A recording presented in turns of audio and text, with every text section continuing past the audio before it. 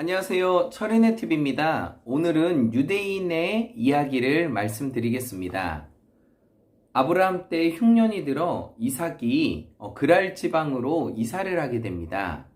그리고 두 번째, 이삭의 아내 리브가가 아름다워서 그곳 백성이 자기를 죽일까 하여 그 리브가를 아내라고 하지 않고 누이라고 합니다. 왜 그랬을까요? 제가 리브가의 얼굴은 본 적이 없지만 정말 이뻤던 것 같아요. 아리따움이라고 얘기했거든요. 그래서 그 어느 통계 자료에 보면 부인이 이쁘면 보통 사람들보다 2년을 먼저 죽는다고 합니다.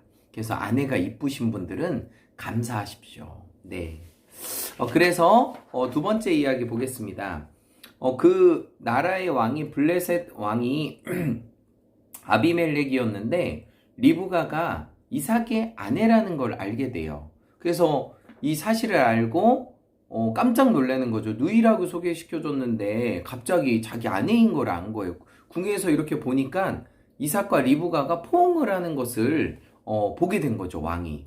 그러니까 그 당시는 건물이 왕이 가장 높은 데 있었다고 하고 그 계급에 따라서 밑으로 낮은 곳에 있었다고 합니다. 그래서 다윗 왕이 그때 범죄를 저질렀을 때도 궁궐에서 그 밑에 지역을 다 볼 수가 있어서 그런 일이 있었다고 합니다. 어쨌든 왕이 이거를 발견을 한 거예요.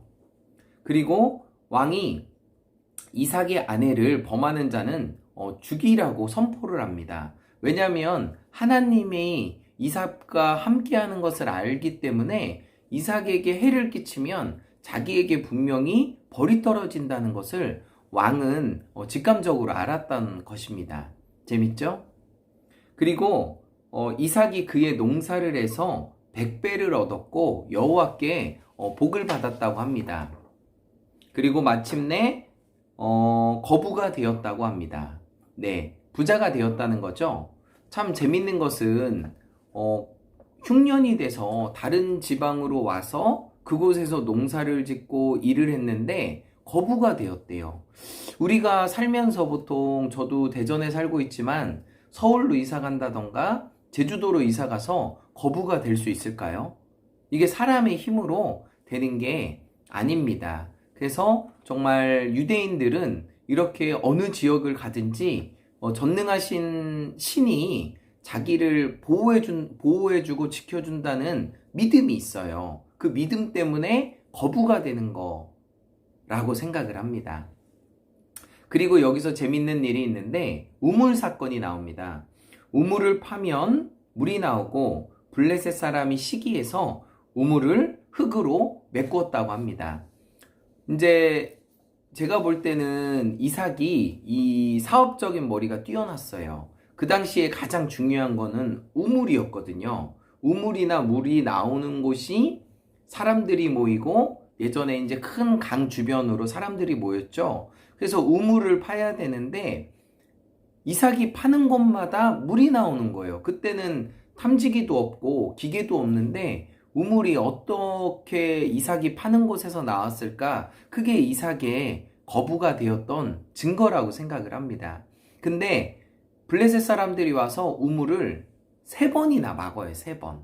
네, 그래서 파면은 막고 파면은 막고 파면은 흙으로 막고 이걸 3번을 해요.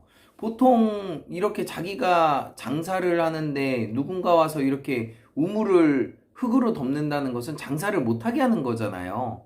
근데 아브라함의 아들인 이삭은 그만큼 인내심이 강했어요. 그렇기 때문에 이 사람들한테 내가 화를 내지 않고 또 다른 곳으로 갔던 것 같아요. 그러면서 그 지역의 왕도 드디어 이삭을 인정해 주는 거죠. 이분은 정말 훌륭한 사람이다. 인정을 해 주는 거죠. 비로소 거부로 인정한 것 같습니다. 그리고 마지막으로 부엘세바에서 여호와께서 나타나서 복을 주시고 자손을 번성하리라고 이삭에게 약속을 했다고 합니다. 여러분, 유대인들은 어느 지역으로 이사 가든지 자기들의 신들이 우리를 도와준다고 생각을 합니다. 그렇기 때문에 어떠한 사업을 하든지 성공할 수 있다고 말하고 있습니다. 구독과 좋아요는 제게 큰 힘이 됩니다.